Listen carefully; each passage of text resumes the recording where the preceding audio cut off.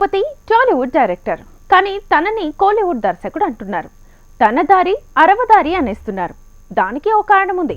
తన ప్రతి మూవీలోనూ మంచి వాళ్ళని చంపేస్తున్నాడనే కామెంట్ పెరిగిపోయింది.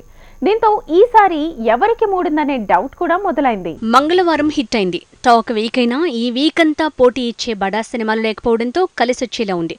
అయితే అజయ్ భూపతి తన సక్సెస్ ఫార్ములాని అరవ అడ్డా నుంచి దిగుమతి చేసుకున్నాడనే కామెంట్లు పెరిగాయి. అజయ్ భూపతి ఫస్ట్ మూవీలో హీరో చనిపోతాడు. ఇప్పుడు మంగళవారం మూవీలో హీరోయిన్ చనిపోతుంది. బేసిక్ గా కథను నడిపించే లీడ్ రోల్ ని చంపి ఇలా 2 సార్లు హిట్టుమెట్టెక్కాడు అజయ్ భూపతి. అదే అనవవాసన కొడుతుందనే కామెంట్లకు కారణమైంది. RX100 లో 2 ట్విస్టులు ఏంటంటే హీరో చనిపోతాడు, విలన్ మాత్రం హీరోయినే. ఇలాంటి ట్విస్ట్ తో హిట్టుమెట్టెక్కిన అజయ్ భూపతి మంగళవారంలో సీన్ రిపీట్ చేశాడు. హీరోయిన్ ని చంపేసి బాక్సాఫీస్ ని షేక్ చేస్తున్నాడు. RX100 మంగళవారం ఈ 2 హిట్లకు మధ్యలో వచ్చిన మహాసముద్రంలో మాత్రం హీరో పాత్రని చంపేయలేదు దర్శకుడు. అందుకే తనకి ఫ్లాప్ పడిందనే కామెంట్లు కొత్తగా వినిపిస్తున్నాయి. నిజానికి తెలుగు సినిమా అంటేనే హ్యాపీ ఎండింగ్. తమిళ మూవీస్ లోనే ఎక్కువగా సాడ్ ఎండింగ్స్ ఉంటాయి. ఇదే ఫార్ములాను ఫాలో అవుతున్నాడు కాబట్టి అజయ్ భూపతి 60 రూట్లో హిట్టు మెట్లెక్కుతున్నాడంటున్నారు.